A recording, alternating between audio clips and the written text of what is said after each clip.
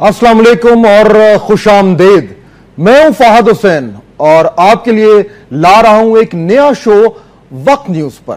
यह शो आप देख सकेंगे हर पीर से जुमे तक रात 10 बजे। इस प्रोग्राम में आपको बहुत कुछ मिलेगा।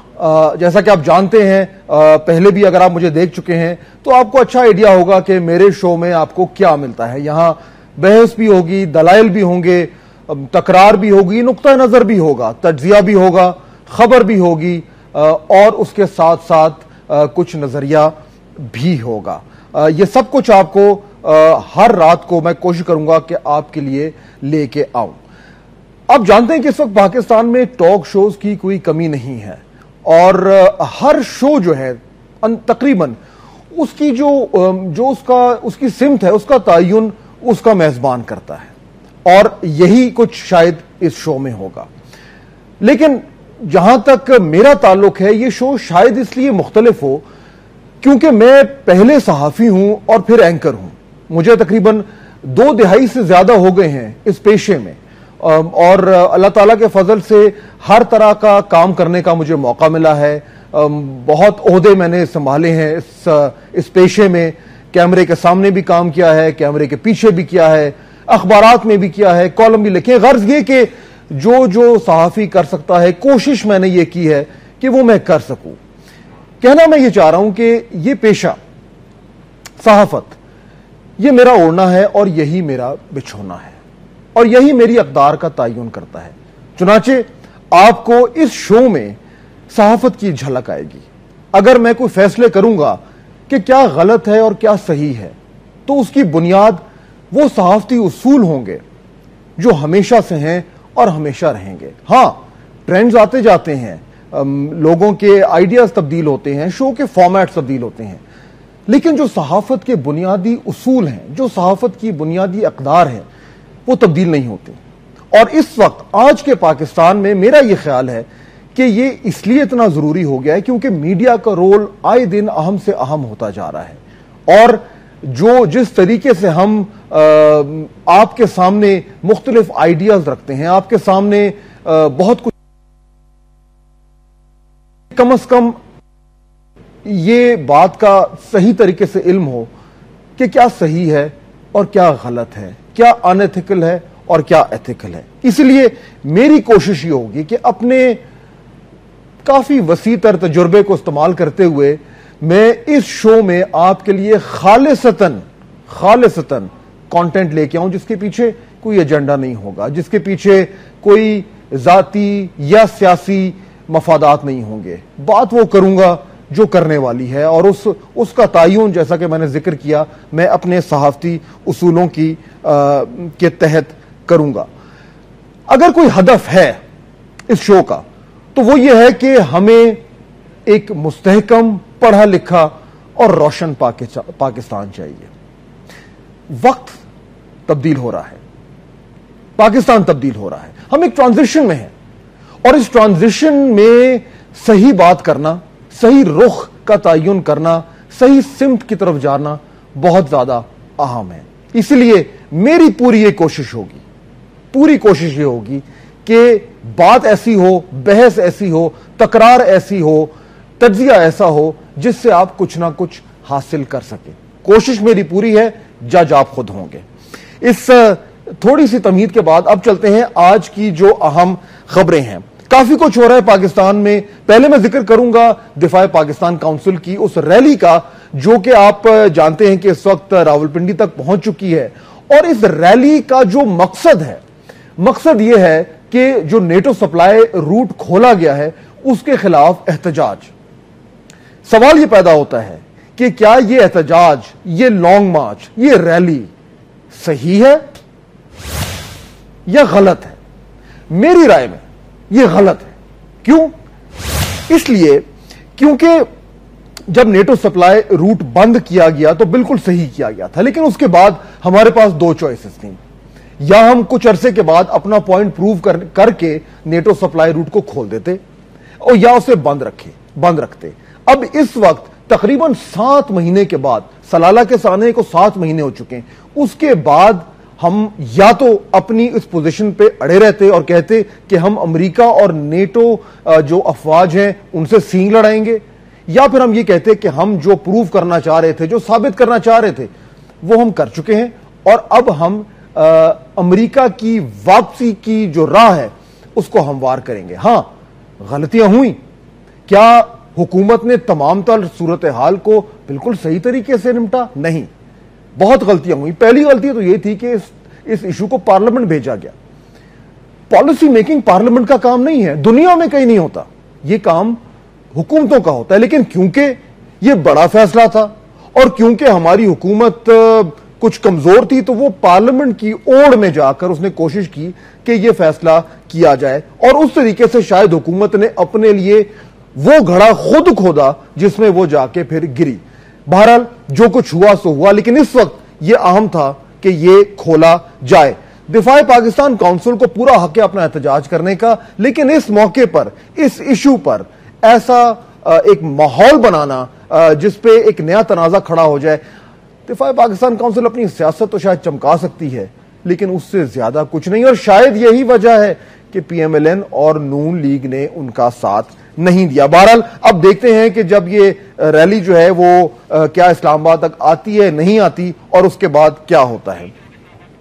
बल्कि अब तो सुनने में ये आ रहा है कि वो डी चौक इस्लामाबाद जो है वो पहुंच चुके हैं। एक सिचुएशन क्रिएट हो सकती है। हुकूमत ने शायद यह अक्लमंदी की है कि उन्हें आने दिया है, लेकिन अगर यहीं तक आके ये तकरीरें करके और बर्खास्त हो जाते हैं तो ठीक है, उन्होंने अपना जो नुक्ता था वो साबित कर दिया। लेकिन उसके बाद मेरा ख्याल है कि इस मसले को अब हमें दफन करके और आगे की तरफ देखना चाहिए कि अफगानिस्तान की एंड गेम में हमारे क्या इंटरेस्ट हैं, हमारे क्या मफादात हैं, और क्या उन मफादात को हासिल करने के लिए हमने तमाम तर दुनिया से लड़ना है या उनके साथ मिलकर काम करना है, ताकि आने वाले दिनों में जब अफगानिस्तान में एक नई सूरत हाल डेवलप हो, जो कि होनी है, तो पाकिस्तान के जो मफादात हैं उनका सही तरीके से हमने तहफ़्फ़ुज़ किया हुआ है। जहां पे मफादात की बात हो रही है तो जरा हम इसकी भी बात कर लें। जो दो बिल पार्लियामेंट में पेश किए जा रहे हैं, आप जानते ही हैं कि एक बिल जो है वह है दोहरी शरीयत के हवाले से, जिसको हुकूमत पूरी तरीके से सपोर्ट करी है। और वो कह रही है कि क्योंकि बैरून मुल्क पाकिस्तानी जो है वो इतना ज्यादा सरमाया भेजते हैं पाकिस्तान में, जो कि बात दुरुस्त है, तो उनको पार्लियामेंट का मेंबर बनने का हक हासिल होना चाहिए। और दूसरा जो है वो तौहीन अदालत के हवाले से एक बिल सामने आ रहा है, जिसके बारे में यह कहा जा रहा है कि उसमें सदर, वजीर आजम, वुज़राए आला और जो गवर्नर्स हैं उनको कुछ हद तक तहफ़्फ़ुज़ दिया जाए कि वो उन पे फौरी तौर पर तौहीन अदालत ना लगे। सवाल फिर वही है कि क्या ये दोनों बिल सही हैं या गलत? और मेरी राय में ये दोनों गलत हैं। क्यों?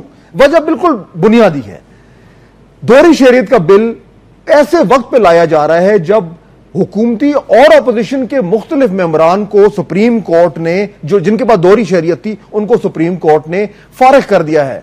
लेकिन ऐसे मौके पे इस बिल को लाना बिल्कुल वाज़ेह करता है कि हुकूमत और वो लोग जो उसका साथ दे रहे हैं वो अपने लोगों को बचाने की कोशिश कर रहे हैं। आप जानते हैं कि एएनपी को इसके हवाले से तहफ़्फ़ुज़ात हैं, लेकिन आप खुद सोचें कि अगर आपके पास ड्यूल नेशनैलिटी है, दोहरी शरीयत है, और आप पाकिस्तान की पार्लियामेंट के मेंबर बनते हैं, अगर आप मेंबर हैं तो कल को आप वजीर आजम भी हो सकते हैं।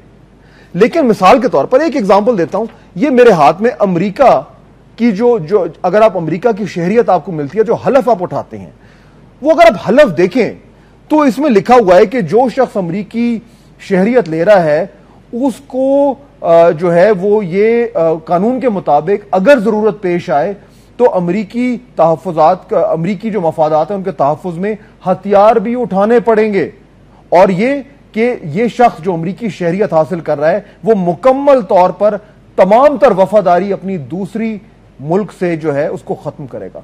आप खुद सोचें, ये हल्फ लेने के बाद कोई शख्स अगर पाकिस्तान का के पार्लियामेंट का मेंबर बनता है और कल को वजीर आजम बनता है या वजीर बनता है, तो ये लॉजिक बैठती है, ये बात आपको समझ आती है। हां, दूसरी तरफ जो है ये कहा जाता है कि अच्छा जी, अगर पार्लियामेंटेरियंस जो हैं उनको अगर मना किया जा रहा है तो फिर जो दीगर स्टेक होल्डर्स हैं, जर्नैल हो गए, जज हो गए, ब्यूरोक्रेट्स हो गए, उन्हें भी छोड़नी चाहिए।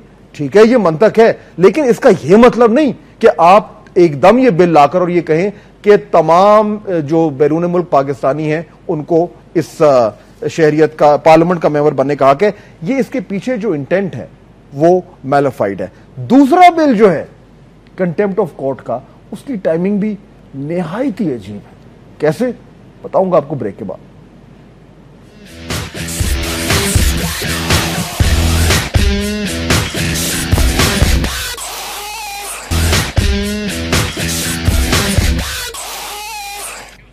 ब्रेक के बाद खुशामदेद।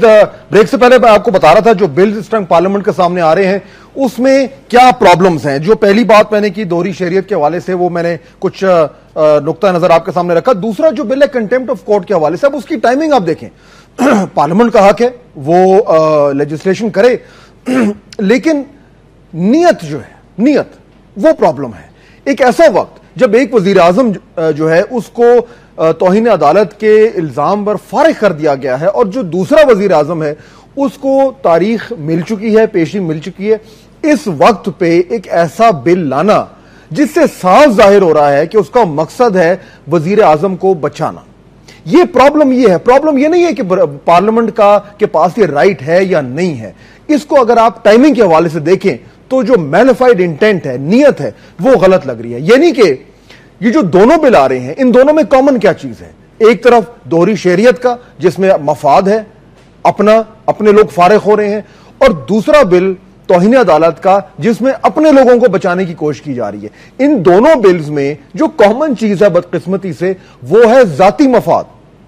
और ये हमारी जो सबसे बड़ा जो बदकिस्मती है वो ये है कि अपने मफादात के लिए, जाती, सियासी, जमाती, इन मफादात के लिए इदारों को इस्तेमाल किया जा रहा है, पार्लियामेंट को इस्तेमाल किया जा रहा है, और हमें आके बताया जा रहा है कि जी ये कुछ लार्जर इंटरेस्ट हैं या कौमी मफाद में ये बात हो रही है। तो ये बदकिस्मती से, इसकी टाइमिंग से बिल्कुल वाज़ेह हो रहा है कि ये किन मकासद की वजह से ये सब कुछ मूव किया जा रहा है, और इसीलिए शुरू में मैंने कहा था कि ये गलत है। अब जहां पे ये पार्लियामेंट की बात हो रही है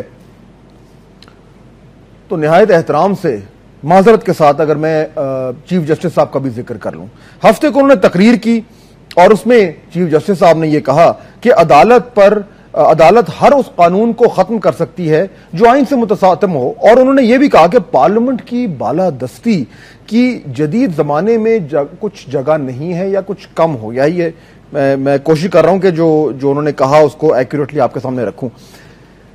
ये भारी भरकम बयानात हैं, इनके बड़े डीप कॉन्सिक्वेंसेस हैं।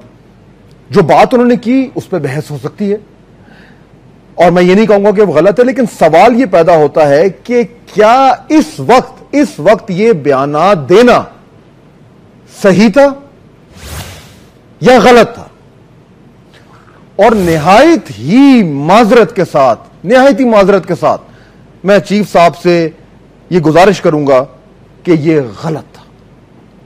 इसलिए क्योंकि ये बिल, जिन बिल्स का मैंने जिक्र किया है, ये पार्लियामेंट में आने वाले हैं, और इस वक्त में चीफ जस्टिस साहब का ऐसा बयान देना इस बात की लगता यूं है जैसे वो इन बिल्स के ऊपर पहले से फैसला सादर कर रहे हैं। ये मौजू नहीं है, ऐसा नहीं होना चाहिए था। अगर कोई जजमेंट आनी है तो वो बेंच करे, जुडिशियल फोरम से की, और इसी वजह से अफसोस से मुझे कहना पड़ रहा है कि सूरत हाल कुछ मजीद साफ होने की बजाय शायद इस तरह के बयानात से मजीद पेचीदा हो जाए। लेकिन एक खुशखबरी भी है, और वो खुशखबरी यह है कि तमाम सियासी जमातों ने चीफ इलेक्शन कमिश्नर के नाम पर इत्तफाक कर लिया है। और ये, अगर मैं सवाल पूछूं कि क्या ये सही है या ये गलत है, तो मेरा ख्याल है कि इसका जवाब बड़ा आसान है। ये सही है, बड़ा अच्छा हुआ है, और ये इस बात की अक्कासी करता है कि जब चाहें तो हमारी सियासी जमातें मिल बैठकर बड़े मसाइल का हल तलाश भी कर सकती हैं, जब चाहें तो। अब इस वक्त सिर्फ यही दुआ की जा सकती है कि जिस खुश उसलूबी से एक ऐसे शख्स के नाम पर इत्तफाक हुआ है जिसके बारे में कहा जाता है कि वो गैर जानिबदार है, उसी तरीके से अगर निगरान हुकूमत पर भी कोई इत्तफाक राय हो जाए तो शायद ये कहना गलत ना हो कि हमारे सियासतदान जो हैं वो कभी कभार सियासी मैच्योरिटी का इजहार भी कर देते हैं। So all is not lost. जैसा कि मैंने कहा था कि मुल्क इस वक्त ट्रांजिशन में है और बहुत अहम है ये मौका कि हमें मालूम हो कि हम सही से हम जा रहे हैं कि नहीं जा रहे। ये तमाम तर इश्यूज हमारे सामने हैं, ये अनफोल्ड कर रही हैं और इन्हीं पे बात करने के लिए मैंने अपने सामने एक ऐसे शख्स को बिठाया है जो बहुत अरसे से जो मेरे शोज पर आते रहे हैं, जब भी आते हैं तो बात जो है वो अच्छी करते हैं, पते की करते हैं। बात मैं कर रहा हूं जनाब तारिक अजीम साहब की, रहनुमाया PMLN के, साबिक वजीर मुमलिकत बराए इत्तलात और नशरियात भी हैं। तारिक साहब, वेलकम टू द शो। पहला शो है, आप मेरे पहले गेस्ट हैं, इट्स ऑलवेज अ प्लेजर।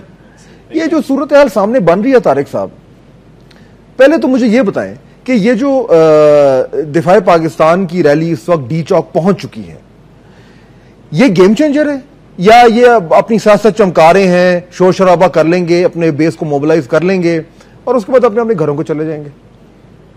मेरा ख्याल है ये प्रेशर ग्रुप है, स्ट्रांग प्रेशर ग्रुप है, उसमें सियासत का भी अमल दखल है उसमें। ये कहना है कि बिल्कुल कोई इनका कोई इफेक्ट नहीं होगा, मेरा ख्याल ये गलत होगा। इससे लाजमी बात है कुछ तो इफेक्ट होगा। हुकूमत भी सोचेगी कि अगर आज इतने हैं, अगर 10,000 हैं, आजकल अगर 20,000 हो जाते हैं और रोकते हैं नेटो की सप्लाई, तो उसका क्या इफेक्ट होगा।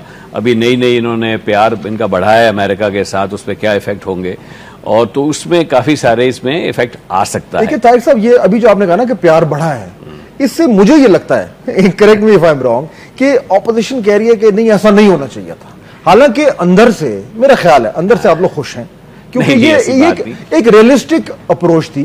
आप लड़ नहीं सकते, you have to be prudent. कोई देखिए फासम, कोई बंदा ना लड़ना चाहता है। हम हर एक से हम चाहते हैं सारी जितने भी हमारे खा वो नेबर्स हों, फार डिस्टेंस के नेबर हों हमारे, हम सबके साथ दोस्ती का माहौल रखना चाहते हैं। उनके साथ लड़ाई का तो सवाल ही नहीं पैदा होता।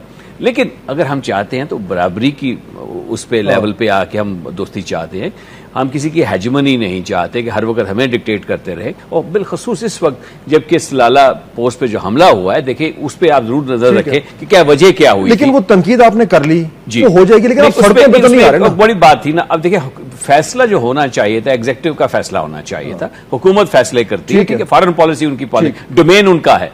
अब उन्होंने क्या किया, उन्होंने पार्लियामेंट में ले आए। पार्लियामेंट, जी बिल्कुल आपने ठीक कहा, पार्लियामेंट में ला के उन्होंने, मैं समझा, गलती करी। अब पार्लियामेंट जब ले आए, मुतफिका वहां पे करारदाद पास हो गई, तो बजाय इसके को उसका फायदा उठाते, उसको कहते देखिए जी ये हमारी करारदाद पास हुई है, उन्होंने गलत निगोशिएट किया। लफ्ज जो इस्तेमाल किया, हमने जो कहा था, उन्होंने कहा था अनकंडीशनल अपॉलॉजी। अव्वल तो अपॉलॉजी नहीं हुई। अफसोस में और माजरत में बहुत फर्क है उसमें। और दूसरी बात ही जो ड्रोन अटैक की बात हुई, मैं जरा ब्रेक ले लूं, ब्रेक का वक्त हो रहा है, गुफ्तगू हमारी जारी है। ये जो होना था, जो गलतियां होनी थी वो हो गई, लेकिन मेरा ये नुकता था कि इस वक्त हमारे पास और कोई चॉइस थी नहीं। बहरहाल let's take a quick break, वापस आते हैं तो आज की जो और मैंने इश्यूज पे जिसका जिक्र किया, बात करेंगे तारिक अजीम साहब।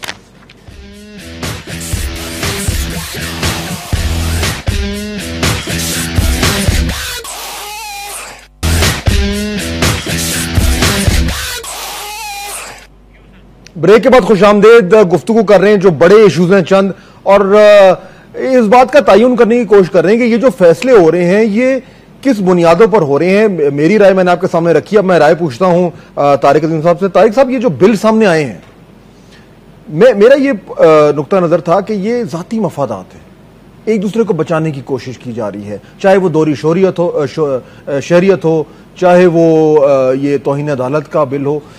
ये इतना ऑब्वियसली उनका वेस्टेड इंटरेस्ट है, उसको सामने लाके रखा जा रहा है और हमें कहा जा रहा है कि जी देखेंगे तो कौमी मफाद में हो रहा है। इसमें ऑपोजिशन, आप अब नून लीग के साथ हैं, आर यू विलिंग पार्टनर्स? आप साथ कुछ नहीं कर रहे, शो नहीं कर रहे? बिल्कुल ऐसी बात नहीं है। देखें, एक तो बड़े ढके छुपे अंदाज में किया जा रहा है। आपको हैरानगी होगी, आज मैंने 2 मेंबर्स ऑफ पार्लियामेंट हमारी नेशनल असेंबली में से बात की। प्रोग्राम से आने से पहले मैं चाहता था कि मैं बिल्स को पढ़ लूं, तो मैंने उनसे पूछा बिल आपको मिला है? तो उन्होंने कहा जी अभी तक हमें बिल नहीं मिला, बल्कि जुमे के दिन जब उनका इजलास था तो उन्होंने जाके स्पेशली पूछा कि जी हमें बिल दे सकते हैं आप उस पर। और मजे की बात है, 1-2 मीडिया के एंकर्स को मिल चुका था, लेकिन जो हमारे मेंबर ऑफ पार्लियामेंट्स हैं उनको नहीं मिला था। उनको कहा जी आपको सोमवार को देंगे। तो ये क्यों सीक्रेसी, क्यों?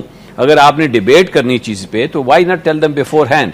ये इन्होंने जानबूझ के किया। कंटेम्प्ट ऑफ कोर्ट का बिल जो है सिंपल मेजोरिटी से पास होना है, सिंपल मेजोरिटी से पास, नंबर इनके पास है, नंबर इनके पास है, पास करवा लेंगे। जी बिल्कुल बिल्कुल। तो अगर ये टेबल करते हैं जी जी और फौरन वोटिंग करा देते हैं, अब देखिए उसमें तो भी सिंपल लेजिस्लेशन में भी जो है उसमें भी होता है कि you have to send it to the standing committee. Standing committee के पास जाता है, स्टैंडिंग कमेटी फिर वापस आता है, फिर सेनेट में जाता है, नॉर्मल जो प्रोसीजर है।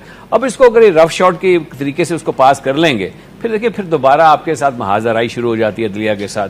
फिर चांसेस ये भी हैं कि वो शायद इसको स्ट्राइक डाउन कर दें, करेंगे। देखो जो पॉसिबिलिटी, यस स्ट्रॉन्ग पॉसिबिलिटी है। हालांकि चीफ साहब का बयान भी मैं तो माजरत के साथ मैं कह रहा हूं जी जी, क्योंकि तौहीन अदालत के इस बिल से मैं तो कवर नहीं हो रहा तो मुझे तो हवाला कर सकते हैं, लेकिन ये टाइमिंग सही नहीं थी। अब इन्होंने देखे अगर कर सकते, देखे 12 जुलाई गुजर जाती, जो भी होना था हो जाता। उसके बाद वो कहते देखें जी हमने ये 2003 का ऑर्डिनेंस जो है तौहीन अदालत का, इसको हमने ठीक करना है। तो लोग समझते हैं कि शायद प्रॉब्ली 2 इनके जो हैं प्राइम मिनिस्टर चले गए हैं घर, तो अब इनको जरूरत पड़ी, अब डिबेट होती उसके ऊपर, शायद जाके कोई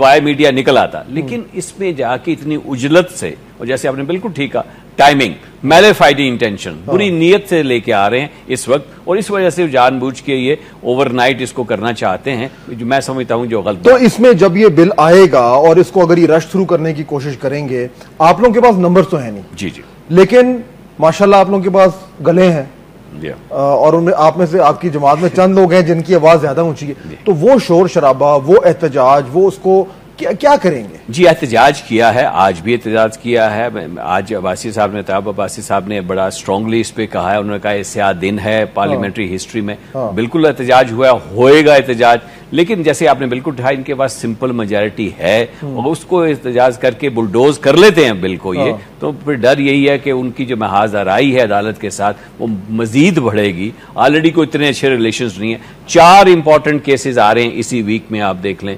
इसमें आके तौहीन अदालत का आ रहा है, जो कि ना सिर्फ प्राइम मिनिस्टर साहब का है बल्कि मलिक रियाज साहब का भी उसमें आ रहा है। डुअल नेशनलिटी का आपके पास आ रहा है, मेमो केस का, मेमो गेट का सारा आ रहा है। ये सारे के सारे अभी आ रहे हैं। इसका जो सीक्वेंस है तारिक साहब, जो कम से कम मुझे नजर आ रहा है, correct me if I am wrong, के ये बिल पास करते हैं, वो बिल फौरी तौर पर चैलेंज हो जाएगा। बिल्कुल, वो पिटीशन तैयार रखी होगी मेरे ख्याल है ऑलरेडी, वो चैलेंज हो जाएगा। चीफ साहब ने उस पर बेंच बना लेना है, उसके बाद इनकी हाजिरी हो जाएगी। इतनी देर में 12 तारीख निकल जाएगी जी। 12 तारीख में ये शायद कवर ले लें कि जी देखिए ये तो पास हुआ, इसके मुताबिक आप नहीं कर सकते। यानी basically they are buying time, बस कोशिश कर रहे हैं जी, कोशिश कर रहे हैं। देखिए इन्होंने, देखिए पिछली दफा इन्होंने कोशिश की, पिछले जो हमारे वजीर आजम थे यूसुफ रज़ा गिलानी के जमाने में, लेकिन अब तो एक प्रेसिडेंट सेट हो गया है। अब सुप्रीम कोर्ट ने एक बना दिया केस, प्रेसिडेंट है, अब तो उतना टाइम इनको नहीं मिलेगा। अब इनको सिर्फ कहा जाएगा कि आपने, और ये भी याद रखे फाज साहब कि इसके पीछे है क्या। इसके पीछे बेसिकली वही बात आ जाती है, इम्यूनिटी। एक बंदे को सेव करने के लिए, सदर जरदारी साहब को सेव करने के लिए सारा कुछ हो रहा है। इसमें तारिक साहब जो मुझे एक जो कंट्रास्ट ड्रॉ करते हैं ना, अब एक ही दिन है, देखें आज जाती मफादात की बुनियाद पर यह लेजिस्लेशन हो रही है, ये पार्लियामेंट में ये तमाम तर सियासत हो रही है, सर जोड़ के लोग बैठे हुए हैं। आज ही के दिन एक बड़ा इशू है जो दिफाए पाकिस्तान आ रहा है, वो दिफाए पाकिस्तान का इशू तो चले एक तरफ है, बट अल्टीमेटली अफगानिस्तान का इशू, आपकी पॉलिसी, आपका एंड गेम, आपने क्या हिस्सा लेना है। दूसरी तरफ आज ही के दिन एक निहायत ही अफसोसनाक वाकया, 8 पाकिस्तानी फौजी उनको आके दहशतगर्द बेदर्दी से कत्ल करके चले जाते हैं, फाटा में नहीं, इधर गुजरात में। ये इश्यूज आपके सामने हैं, और हो क्या, डिस्कशन किस चीज पे हो रही है? दहशतगर्दी तो फाद साहब एक इशू, बहुत अहम इशू है, पाकिस्तान का प्राइमरी सबसे बड़ा इशू। लेकिन ये ना भूलिए कि अवाम के बहुत सारे दूसरे इश्यूज हैं, रोटी, कपड़ा, मकान, बिजली, गैस, पानी, यू नेम इट, कौन सी ऐसी चीज है जो प्रॉब्लम नहीं है। अब इन्होंने सारी चीजें वो छोड़ के, उस पर कोई डिस्कशन नहीं होती, उस पर कोई फैसला नहीं होता। करप्शन, कुंभापर, रीबैक, क्या किस किस का आपको बताऊं, वो सारी चीजें पीछे छोड़ के एकदम जाके सेल्फ इंटरेस्ट की खातर जाके आप सारी लेजिस्लेशन। तो फिर ये चीफ इलेक्शन कमिश्नर पे कैसे इत्तेफाक हो गया? सेल्फ इंटरेस्ट चले, अच्छी बात है, आप देखिए उस पे बड़ी अच्छी बात है, मैं समझता हूं बड़ी अच्छी बात है। इसमें मेरी इतला के मुताबिक इससे पहले भी उनको अप्रोच किया गया था, लेकिन उन्होंने उस वक्त माजरत कर ली थी, इसलिए पीपल पार्टी ने उनका नाम नहीं दिया था। हमारी तरफ से उनको नाम दे दिया गया था, और बड़ी अच्छी बात है कि आज सुबह फैसला हो गया उस पर। अब क्या ही अच्छा हो कि इसी तरह जो इंटरिम गवर्नमेंट आने वाली है इलेक्शन से पहले, उस पर भी फैसला हो जाए। बड़ी अच्छी बात, जमहूरियत के लिए बड़ी अच्छी बात है, लेकिन इसको किसी तरीके से मिक्सअप नहीं करना चाहिए कि चूंकि इन्होंने इस चीज पे एग्री कर लिया है, इसलिए बाकी भी जो साहब काम करने जा रहे हैं वो सारे नेक नीयत से। जरदारी साहब मार्च से पहले इलेक्शन तो नहीं होने देंगे? कोशिश तो उनकी होगी जी, ड्रैग करें, जितनी लंबा ड्रैग करें वो तो उनकी कोशिश होगी। अगर वो उनका जो है देखें, जो पार्लियामेंट है उसकी टर्म तो जाके खत्म होती है, 18 अप्रैल तक इलेक्शन होने का है। आप उनको जल्दी करवाना चाह रहे हैं? हम चाहते हैं, देखें जितनी जल्दी निजात मिले इस हुकूमत से उतनी बेहतर है, आवाम के लिए बेहतर। हथियार नहीं है आपके पास? बस वो तो देखिए जमहूरियत में तो ये है, नंबर गेम है। अगर आपके पास एक बंदा ज्यादा है तो आप सड़कों पे तो आना है नहीं, वो तो बात खत्म हो गई। हम चूंकि हमारे पास एक बड़ा अच्छा फोरम मौजूद है पार्लियामेंट का, तो उसमें हम नहीं चाहते कि उसको गुआ के अब सड़कों पे आगे करें। जब हमारे पास बड़ा अच्छा फोरम है तो उसको इस्तेमाल यानी बेसिकली तारिक साहब फिर ये बात तो वही हुई जो मेरा ख्याल है कि लोग कह रहे हैं कि नून लीग ने ये फैसला कर लिया है कि ठीक है शोर मचाओ, लेकिन इलेक्शन जब होंगे सो होंगे। यानी प्रोएक्टिवली इस्तीफे देने, सड़कों पे आना, गोजरदारी को करना वगैरह वगैरह, वो जितने तीर थे सब चला दिए, कुछ चल गए, खत्म हो गए। कुछ लोग हमें बार बार कहते हैं जी आप इस्तीफे दे दें, उनको तो सूट करता है कुछ लोगों को, वो इसलिए कि उनके पास तो एक नंबर भी नहीं है पार्लियामेंट में। आपकी जमात के अंदर एक बड़ा धड़ा था जो ये आर्ग्यू करता था कि इस्तीफे देने चाहिए, उसमें Khawaja Asif on the record आके कहते थे, आपको याद होगा। लेकिन मेरा ख्याल है फिर अंदरून खाता जो मीटिंग्स हुई है उसमें वो चेंज हो गया। अब देखिए उसमें एक और भी, एक तो वजह यह है कि कुछ लोग दूसरी जो पार्टीज को डिमांड करती हैं जी आप जाके सारे इस्तीफा क्यों नहीं दे देते, तो उनके लिए तो आसान कहना है कि उनका बंदा ही कोई नहीं है पार्लियामेंट में, तो उनके लिए आसान है। दूसरी बात है कि अगर हम इस्तीफा दे देते हैं तो हम नहीं चाहते कि इनको we leave the field open for them, क्योंकि फिर तो कोई नहीं अपोजिशन रहेगी कोई नहीं पार्लियामेंट में। जो चाहेंगे, जो अब लेजिस्लेशन करना चाहें, जो भी बुलडोज करना चाहें वो करके कर देंगे। इसलिए हम चाहते हैं कि उनको we give them tough time inside the parliament. यानी बेसिकली इलेक्शन अगर मार्च में होते हैं तो हो जी, एक्टिवली उस पर कुछ काम नहीं करना, मुतालबा जो है जी सामने हम चाहते हैं जल्दी हो ताकि इससे निजात मिले। लेकिन अगर वो लेके खींच के ले जाते हैं इसको आखिरी दिन तक, 18 अप्रैल लास्ट डे है, अगर उस तक लेके जाते हैं सो बी इट, इंशाल्लाह लेकिन हम जीतेंगे उस दिन, तो हमें पता है ये जो मसला खड़ा हुआ है कि जो सिचुएशन डेवलप हो रही है जिसकी हम बात कर रहे हैं, ये अदलिया से जो मुठभेड़ हो रही है, इसका आउटकम मतलब हम अब उस टेरिटरी में आ रहे, उस एरिया में आ रहे हैं जो कम ही हम उससे गुजरे हैं। हाँ, टकराव पहले हुआ है, लेकिन कानून के दायरे में रहते हुए उसको डिफाई भी करना। अब सुप्रीम कोर्ट भी कितने को वज़ीर आज़म खड़काएगा, ये लोग कब तक उसको डिफाई करेंगे? एक स्टेज ऐसा आएगा, ऐन मुमकिन है, जब पीपल्स पार्टी ये फैसला करेगी जी हमारी सियासी तौर पर हमें ये फायदा होगा कि हम लड़ मरें, और उसके बाद वो जो सवालात उठ रहे हैं कि जी केयर टेकर गवर्नमेंट साल के लिए, 2 साल के लिए, ये सीरियसली लोग कह रहे हैं कि जी अभी कोई पता नहीं कि अगले महीने 2 महीने में कोई निजाम ही उलट जाए। देखिए जी, आपने कोई चीज़ों को फिर आप इनएविटेबल बना देते हैं। अब देखिए इन्होंने, आप समझ लें कि जो इनका कोलिजन याद चल रहा है इस वक्त अदलिया के साथ महाजर आई है, ये उसको आप ऐसे कह सकते हैं कि उसको अब लीगलाइज करने जा रहे हैं ये बाई लेजिस्लेशन, तो ये मजीद मामलात को ज्यादा कॉम्प्लिकेट कर रहे हैं। क्या ही अच्छा होता, जैसे बार बार कहते हैं जी हम एहतराम करते हैं, अब एहतराम करते हैं लेकिन हम उनके फैसलों को मानेंगे नहीं। अभी तक भी आप देखेंगे फॉर्मर प्राइम मिनिस्टर साहब अभी भी बयानात देते हैं, शेर व शायरी कर रहे हैं, वो अभी तक भी उस पे वो उस चीज से सिंड्रोम से बाहर नहीं निकले। तो अभी पार्लियामेंट में चाहिए इनको कि रियलाइज करें कि भाई अदालत का अपना रोल है, लेजिस्लेशन का अपना रोल है, उनका काम जो है तशरीह करना आइन की, इनका काम यह है कि लेजिस्लेट करना, जो अपना अपना रोल है उसको अदा करें। लेकिन एक दूसरे के खिलाफ जो महाजराई है, मुश्किल होता जा रहा है ना, क्योंकि जो इदारों की जो उनकी जगह है, जो उनका रोल है, वो इदारे खुद कंफ्यूज कर रहे हैं।